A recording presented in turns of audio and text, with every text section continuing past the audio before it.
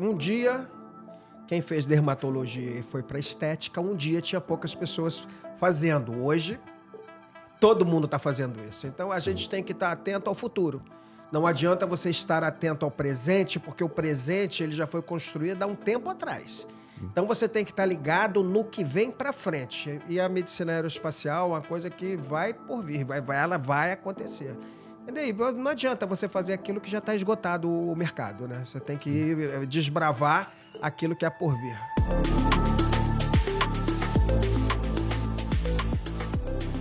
No Conexão em Saúde de hoje, estamos com dois professores médicos do nosso curso de Medicina Aeroespacial. Vamos conversar um pouquinho sobre gestão e a fisiologia do corpo humano dentro da medicina aeroespacial. Para apresentar vocês aqui, professor Marcelo Godoy, professor Adilson Maris. Sejam muito bem-vindos. Vamos conversar um pouco mais sobre esse assunto hoje. Começar com você, professor. Conta um pouquinho para a gente sobre a sua formação, onde que o senhor atua hoje na sua carreira. Muito obrigado, Gabriel. Muito obrigado mesmo. Inicialmente, eu gostaria de agradecer a coordenação do curso, dizer que é um prazer enorme, né, poder fazer parte do corpo docente da Fundação, do Instituto Carlos Chagas, assim, que a gente sabe que é um expoente, né, na área de formação dos profissionais. Bem, eu me formei em 1990, né? Eu sou pediatra de formação, eu fiz 3 anos de residência, mas em 92 eu entrei para o Corpo de Bombeiro e fiquei até 95 tenente do Corpo de Bombeiro, médico, corri na ambulância há muito tempo, tive um curso de formação muito boa, a gente teve o curso de formação de catástrofe, né? Acidentes com múltiplas vítimas, né? Não tive muita oportunidade de atender múltiplas vítimas, mas 6, 7, muitas vezes a gente atende, mas não é o escopo de quem faz um curso desse, né? 6, 7 está dentro do razoável pro normal de que é o Corpo de Bombeiro do Rio de Janeiro. Em 2001, eu fiz a prova para perito legista da Polícia Civil, né, onde eu atuei até 2025. Né? Depois de 2025, depois de 23 anos, eu me aposentei da polícia e hoje eu sou perito do Ministério Público. E nesse tempo de medicina legal, eu me especializei em perícias médicas, sou especialista em perícias em suposta má prática médica e atuo também em área civil e tudo, e tenho uma especialização também em direito médico. Então, assim, essa é a minha trajetória: legista, pediatra, perito em várias áreas do âmbito da medicina, né? Sim, e hoje como que você enxerga que essa sua bagagem, essa sua experiência, a sua formação, ela agrega para o curso de Medicina Aeroespacial? Bom, tem muito a ver, né? Assim, primeiro, como legista, como o professor vai falar aqui no próximo tempo, né? Assim, tudo da medicina legal é a atuação de uma energia sobre o corpo. Então, a definição de traumatologia forense é a atuação de uma energia externa causando uma modificação do nosso organismo, produzindo uma lesão. Então, quando a gente vai ver medicina, a gente vai estudar medicina aeroespacial, a gente vai falar sobre temperatura, pressão, entendeu? Sobre oxigênio. Isso tudo é estudado dentro da medicina legal, né? Então, porque são energias externas, cada um com suas características, produzindo alguma alteração na fisiologia do nosso corpo, na fisiologia ou na anatomia, né? Então, assim, já tem muito a ver com a questão do voo, né? Do voo em si, né? Assim, com pessoas ainda vivas fazendo uma belíssima viagem de férias para o Caribe. Só que a gente tem uma situação que muitas vezes a gente tem situação de catástrofe, né? Os acidentes aéreos, que são, apesar de não serem muito comuns, eles são acidentes com muito dano, né? Então, Sim. assim, acidente com bicicleta, queda de bicicleta é muito mais comum, mas o dano é muito menor. Entendeu? Então, assim, quando a gente fala de acidente de avião, a gente está mediante catástrofes, né? E nesse cenário, né, num acidente de avião, a gente pode ter vítimas vivas e vítimas mortas, né? Então, a gente precisa ter 2 protocolos separados. É lógico que a vítima viva, ela ganha um status de prioridade, né? Mas a gente não pode deixar de esquecer dos mortos, né? Então, assim, a vítima viva tem todo um protocolo de classificação entendeu? De como você vai fazer aquele transporte, de como você classifica, como é que você faz a regulação das chegadas de ambulância, das questões de qual hospital vai, porque se você levar todo mundo para o hospital mais próximo, você vai esgoelar e não vai conseguir dar respostas ao sistema. Entendeu? Então, assim, é uma situação que tem que ser muito bem trabalhada e a gente tem uma capitã do bombeiro médica, anestesista, que vai falar só sobre essa área. A minha área vai ser falar, infelizmente, sobre as pessoas que evoluem para o êxito letal, que morrem, né? Que não deixam de ter a sua importância. Mas, assim, as necrópsias, a vítima, né, que morreu, a gente já sabe a causa da morte. Ela morreu de um acidente. Então, a causa da morte não é o mais importante. A gente precisa criar todo um protocolo de identificação de vítima. E a identificação das vítimas, ela começa no local do acidente, com a preservação de roupa, com o georreferenciamento de onde aquela vítima foi encontrada, entendeu? Para a gente, por exemplo, resgatar... por exemplo, um cadáver que tem uma mão do lado dele, segurar aquela mão, botar todo mundo no saco, classificar como é que vai, para onde vai. Então, assim, hoje no Rio de Janeiro, a gente tem um protocolo chamado DVI, que eu tive a oportunidade de fazer parte, né? O DVI nasceu daquela catástrofe que teve em Petrópolis. Eu era legista em Petrópolis, chefe da medicina legal, e eu participei das 250 necrópsias que tiveram em Petrópolis. Não, logicamente, que não sou eu que faço a identificação, mas a gente tem que facilitar os profissionais a executarem bem os seus serviços, né? Então, assim, eu tive essa felicidade...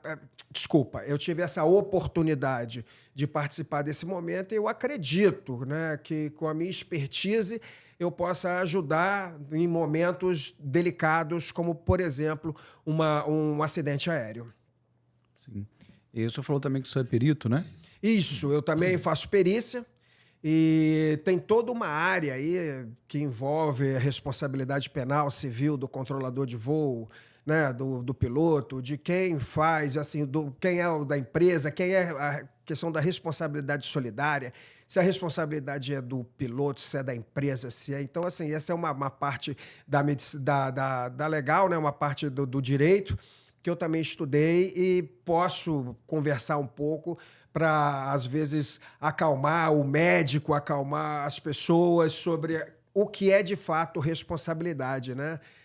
Penal, civil, ética dos profissionais de saúde. Sim, perfeito, bacana. Professor, para quem ainda não conhece o senhor, se apresenta um pouquinho para quem está assistindo a gente, fala um pouquinho da sua formação, qual que é a sua área de atuação hoje. Então, é um prazer, Gabriel, estar de volta e muito prazer estar com você aqui, Marcelo também. Então, eu me graduei em Medicina em 1978 pela Faculdade de Ciências Médicas da UERJ, fiz residência médica em cirurgia geral e vascular no Hospital Universitário Pedro Ernesto, nos anos 80, me tornei docente da universidade ainda nos anos 80, e fiz toda uma trajetória de cirurgia vascular e também radiologia intervencionista. Mas eu nunca larguei da emergência, eu sempre gostei de trabalhar na emergência. Eu nunca fui médico só de consultório, pelo contrário, eu gosto de trabalhar num cenário onde as coisas acontecem.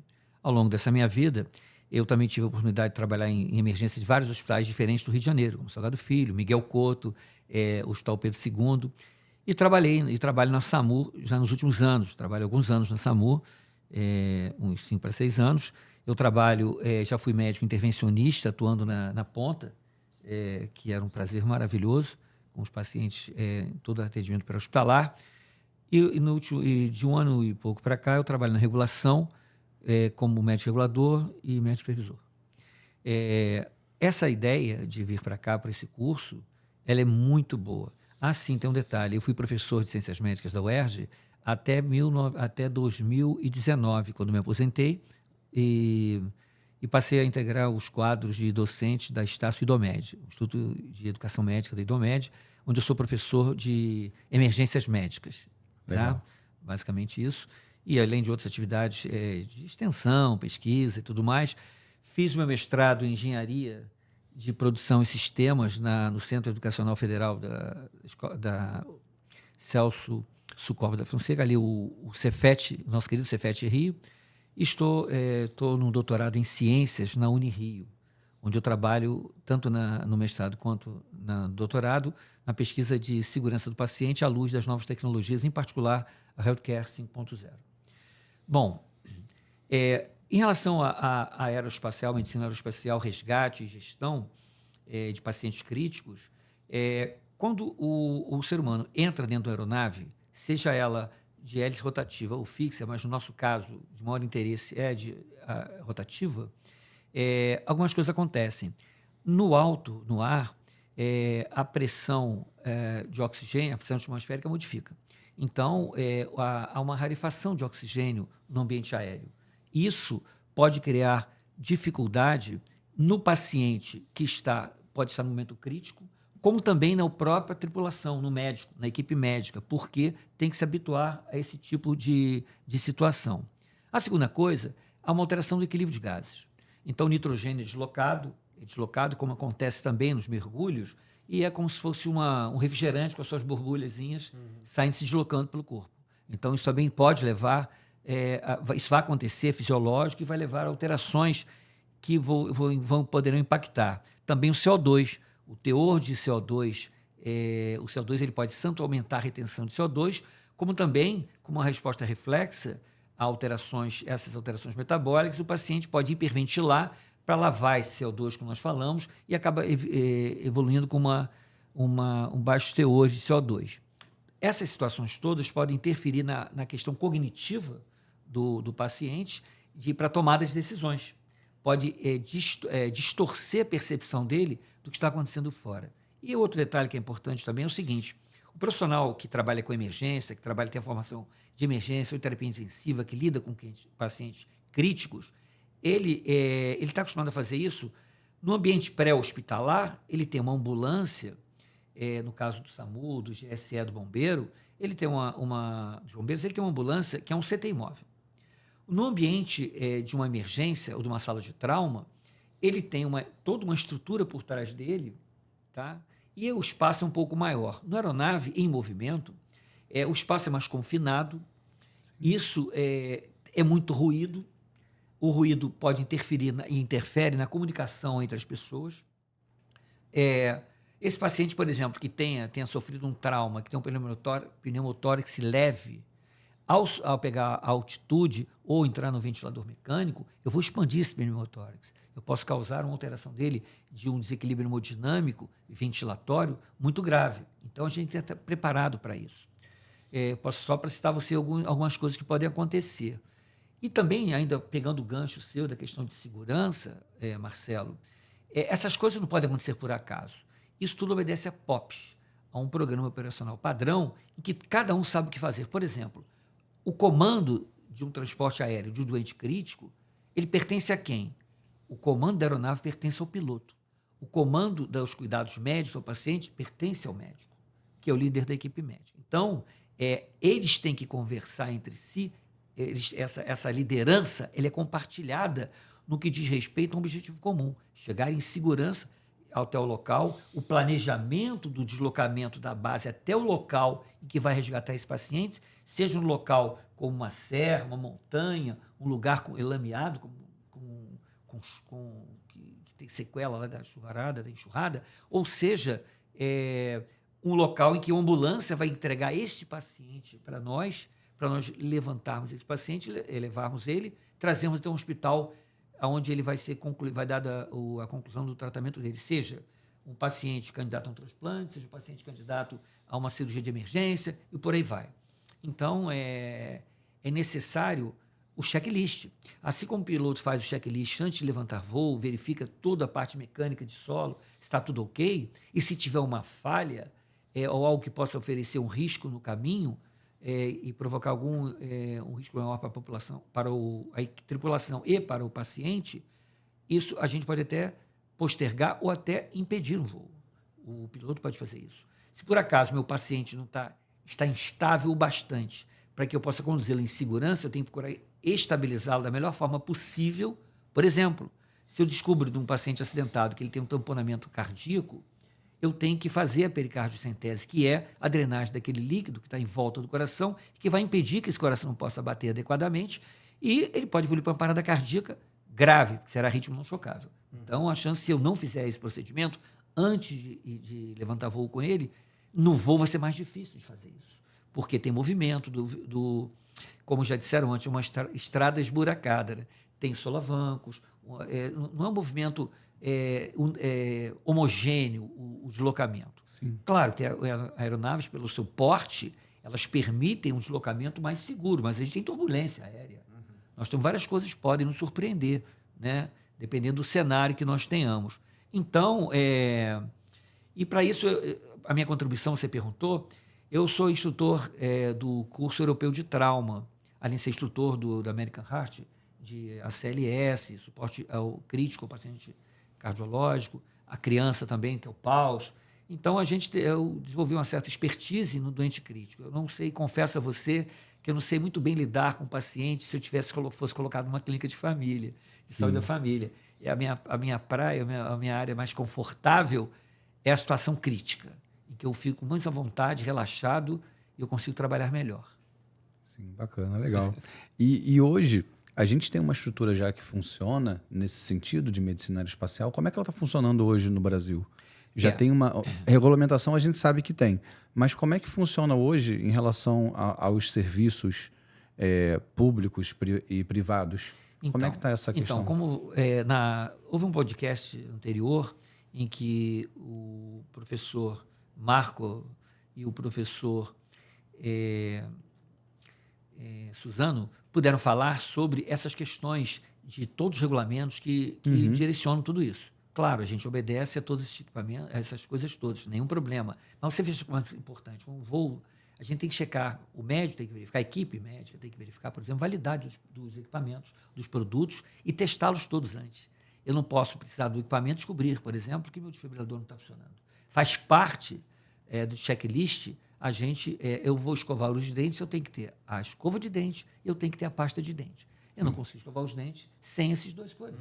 Então, eu tenho que ter esses insumos para isso. Então, a mesma coisa com toda a equipe. Tudo é checado e tudo obedece porque a gente, com isso, nós diminuímos a chance das coisas não darem certo. Você perguntou, por exemplo,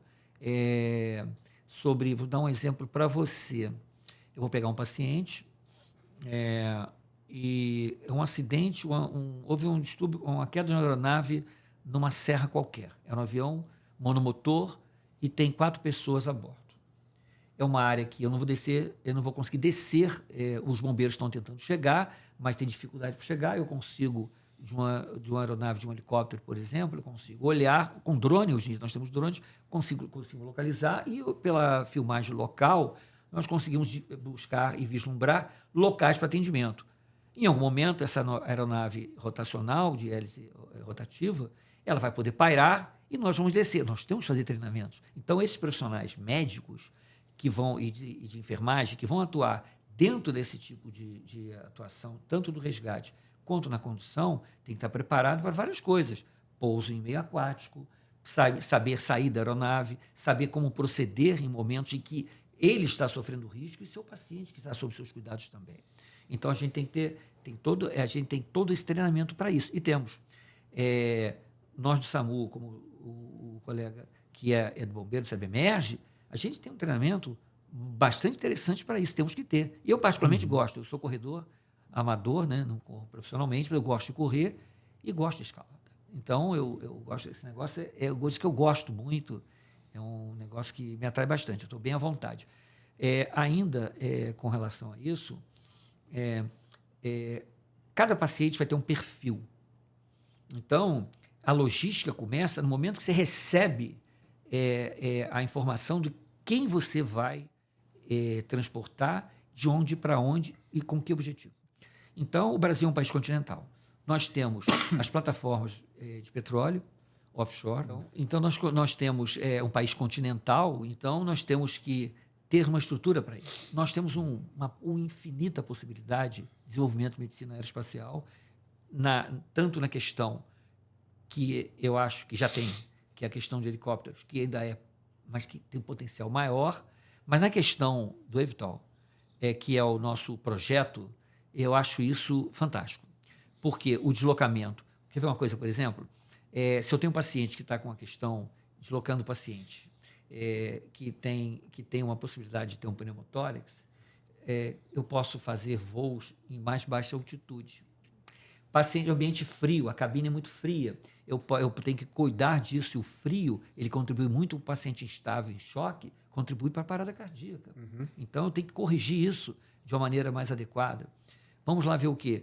Perdas volêmicas, até mesmo a administração de drogas em ambientes de diferença de pressórica, de teor de oxigênio e até de pressão atmosférica, é influenciada. Então, a gente tem que... O gotejamento. Então, a gente tem que calcular todas essas questões.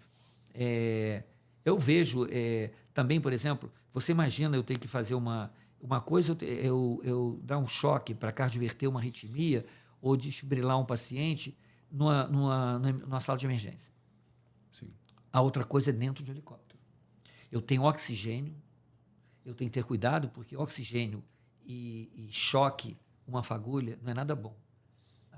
A consequência não é nada boa. Então, esses cuidados todos a gente tem que ter. Então, o treinamento, e nesse curso, independente da experiência que os candidatos, os alunos, venham a trazer para se qualificarem, nós vamos cuidar disso com bastante segurança, porque a segurança do paciente e a segurança da equipe é o nosso objetivo principal. A gente quer qualificar os alunos, qualificá-los, capacitá-los para que eles possam atuar em diversas áreas, porque, como deve ter observado eles pelas palestras anteriores, nós não vamos formar um profissional específico.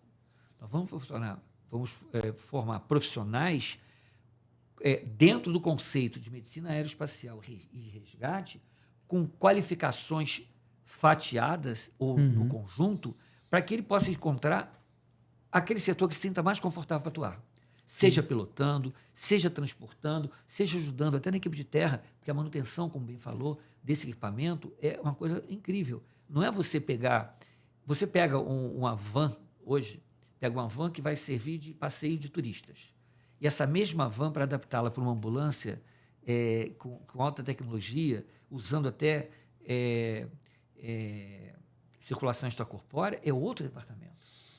Com ECMO, você tem que ter toda uma estrutura, toda uma dinâmica, com várias pessoas atuando ali, engenheiros, pessoas técnicas e da área de saúde, especialistas em doentes críticos, para poder contribuir para que o final seja um desfecho favorável.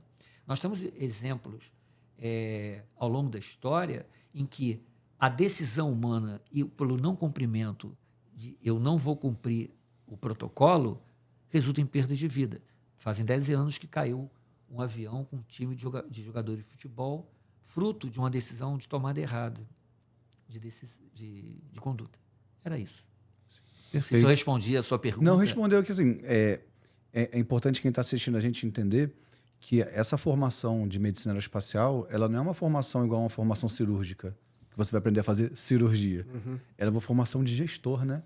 Então a pessoa vai ter que entender todo o ecossistema, como que ele funciona, a parte de engenharia, a parte de legislação, a parte médica em si, para poder fazer com que o ecossistema funcione. Porque não é simplesmente igual a gente está acostumado, né? A gente atendendo diretamente um paciente.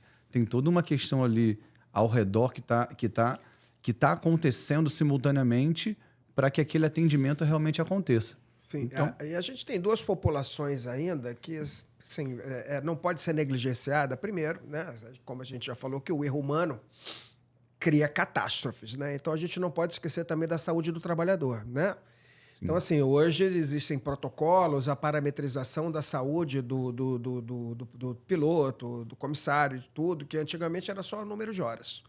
Hoje existe uma série de parametrizações, de parâmetros que você, inclusive número de horas, que você precisa fazer a avaliação dessa população, desses trabalhadores, para fazer a síndrome da uma profilaxia da fadiga, né? Porque, assim, eles têm uma carga horária de trabalhador comum, mas assim, eles devem ter a vida deles e eles, em particular, não podem ter grandes variações, né, dentro da sua saúde.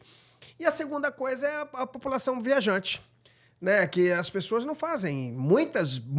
A maioria das pessoas não passam no médico antes de viajar.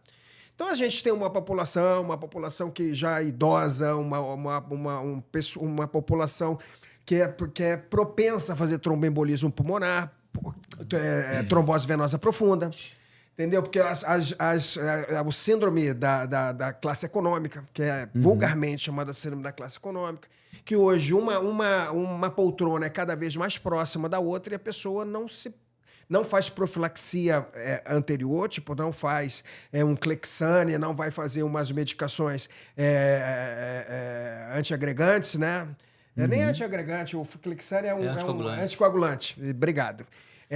O AS é um então, assim, um anticoagulante, entendeu? Então, assim, para pessoas que vão viajar, que tem fatores de risco para trombose venosa profunda, você tem que fazer esse tipo, você tem que viajar de meia, você de tempos em tempos precisa levantar, precisa caminhar no avião. E muita gente não faz. A gente há pouco tempo não, já tem uns 8 anos, que uma senhora viajou, quando ela levantou da cadeira, ela morreu. Aí o pessoal, o que aconteceu? O que aconteceu? Ela fez uma trombose venosa profunda. Quando levantou, os trombos foram todos liberados e foi tudo parar no pulmão e você faz um tromboembolismo pulmonar, que se maciça é morte súbita. Entendeu? Então, assim, essa população também não pode ser esquecida dentro da aeronave. Sim. Porque elas estão viajando, não vão ao médico, não fazem prevenção. Entendeu? E estão lá, estão viajando. A população cada vez mais idosa, né? Cada vez mais idosos viajando. Sim. E por ser um ambiente mais restrito, ele é mais limitado, né? Então, se a gente já não antevê quem é esse paciente que está entrando ali naquela aeronave, as chances da gente ter um problema maior. Exato. E ainda, Gabriel, nessa questão de segurança, se o piloto percebe que as coisas não estão saindo, alguma falha, ele pode postergar a viagem, mesmo com dente crítico, postergar a viagem e até que ele decolar em segurança. Da mesma maneira que eu falei anteriormente, né, o paciente, se ele está instável, ele pode estar entubado, pode estar com infusão nas bombas infusoras com aminas vasoativas, isso não é problema nenhum.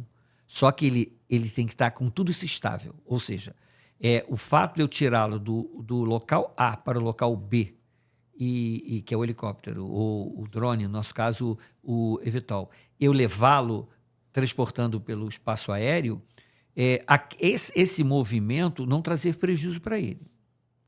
Porque ele tem um objetivo maior, a destinação desse final de transporte, que é se beneficiar de uma medicina que seja capaz de superar aquela situação crítica que ele esteja ali vivendo, ou até evitar a morte dele. Mas, às vezes, no afã de se ganhar o tempo, lembra, eu falo muito do tempo. O tempo é muito importante, mas a segurança está acima do tempo. Então, a gente tem que ter o bom senso, e aí, com o tempo, a experiência e o bom senso, com o reconhecimento de protocolos, as questões de analisar riscos, conhecer... É um negócio, o conhecimento no transporte aeromédico, ele vem cada vez mais sendo acrescentado de informações por conta das tecnologias. Cada vez mais aumenta. A gente consegue viajar um tempo mais curto. Se você imagina que você está dentro de um trem, bala, a 400 km por hora, e o seu copo d'água, o copo d'água não balança a água dentro do copo e nem borbulha, que você está diante de uma tecnologia que consegue fazer com que se desloque contra uma resistência do ar, em alta velocidade, porém com um mecanismo compensatório que você não trepida. Eu tive esse privilégio na China e fiquei surpreendido. Porque uma coisa é você ouvir falar, a outra é você ver acontecer diante de você. A mesma coisa é o transporte público, o transporte aeroespacial, seja público ou privado. Você imagina que os mais velhos, na década de 60 e 70, viam os desenhos dos Jetsons, em que mostravam toda a tecnologia de telefone celular, de TV, de alguém entregando alguma coisa, tipo um drone entregando uma coisa em casa, e é uma rotina hoje. Hoje, como eu falei, a gente coloca um dispositivo vestível no paciente, ele pode ser entregue na casa do paciente por um drone, em vez de ser por um delivery desse quaisquer por terra. Ele coloca no tórax dele, com aquelas derivações, ele faz um link em Bluetooth com o celular dele e ele transmite isso para uma central onde eu, profissional de saúde, estou analisando ele em tempo real. Ele recebe uma fita na qual ele vai colocar uma gotinha de sangue dele ali, eu faço uma multi-análise daquele momento dele, eu posso tomar uma decisão em relação se o que ele está sentindo é algo que é importante, pode impactar na vida dele, ou se é um simples transtorno de ansiedade. Então, transtorno de ansiedade. Então, isso, o que a tecnologia tem nos oferecido, consequente às últimas revoluções industriais, nós estamos nos apropriando na área da saúde, por exemplo, e isso é o que nós estamos fazendo aqui agora, das tecnologias que estão na quarta revolução industrial, que nos deu várias coisas. Tá? Hoje a gente tem blockchain, IoT, nós temos a inteligência artificial, nós temos telemedicina, nós temos tudo em tempo real, prontuário eletrônico, tudo. Eu não preciso digitar, eu falo e escreve. Então, quando eu tenho tudo isso, eu ganho tempo. Tempo para mim, não. Tempo para o paciente. Sim. Essa grande é a questão que as pessoas têm que entender. O tempo que eu ganho durante um atendimento médico, ele não é para mim, ele é em benefício do paciente, que é o objetivo real e principal nosso de estarmos aqui. Perfeito. Tá ótimo. Gostaria de agradecer a vocês pela presença aqui hoje nesse bate-papo e queria deixar aberto, caso o professor queira mandar um recado para quem está assistindo a gente lá de casa, que está pensando em fazer mais uma especialização. O que o senhor falaria para esse pessoal? Bom, eu quero dizer a você que está pensando em fazer esse curso de medicina aeroespacial com esses objetivos que nós temos mandado aqui, demonstrado, não é mais uma especialização, é mais do que isso. É você contribuir de forma significativa para a mudança do status de atendimento tecnológico aos nossos pacientes críticos. Isso aqui é uma coisa que vai daqui a alguns anos, vai aparecer. É como foi o telefone celular quando ele foi lançado. Era um tijolão, a gente ficava muito assim. Eu lembro que o telefone celular foi lançado em 1992, por ocasião da Eco 92. Somente os órgãos de segurança que tinham, tudo mais. Hoje, passados não 100 anos, passado poucas décadas, ele entrou na linguagem corriqueira. Então, acho que isso, eu acredito que você falou 2030, né? Alguém falou que 2030, foi o Marco Antônio. Marco Antônio falou em 2030. Para mim, essa realidade vai ser mais cedo que nunca. Se nós pensarmos que até outubro do ano passado nós não tínhamos a inteligência artificial ao alcance da humanidade, data de outubro, a universalização do acesso à inteligência artificial através do ChatGPT, estão lembrados disso? Uhum. Hoje existem N inteligências artificiais, cada uma mais rápida do que a outra, mais complexa e favorecendo para quê? Para favorecer o nosso dia a dia. Então, eu acredito que hoje nós não estamos falando do lançamento de uma nave a Marte, nós estamos falando de um atendimento mais eficiente, mais rápido, mais adequado às necessidades do nosso paciente crítico, no nosso solo brasileiro, desenvolvido por brasileiros aqui dentro, em contribuição com os engenheiros chineses. Gabriel, e é só para não esquecer, né, que hoje, um dia, quem fez dermatologia e foi para estética, um dia tinha poucas pessoas fazendo. Hoje, todo mundo está fazendo isso. Então, a gente tem que estar atento ao futuro. Não adianta você estar atento ao presente, porque o presente ele já foi construído há um tempo atrás. Sim. Então, você tem que estar ligado no que vem para frente. E a medicina aeroespacial é uma coisa que vai por vir, ela vai acontecer.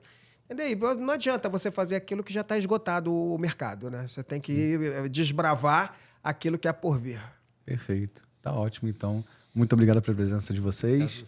Você que está assistindo a gente, não esquece de curtir aqui esse vídeo que a gente deixa para você. Segue o nosso canal para poder acompanhar mais informações como essa. E se quiser mais informações sobre o curso de Medicina Aeroespacial, acesse o site do Instituto, carloschagas.org.br, e deixa lá a sua mensagem da dúvida que você tiver. E assim que a gente te responder, a gente vai esclarecer essa dúvida. E se você quiser vir fazer parte desse curso também, é só se inscrever no nosso site, tá bom? Até a próxima. Até a próxima. Muito obrigado. Muito obrigado.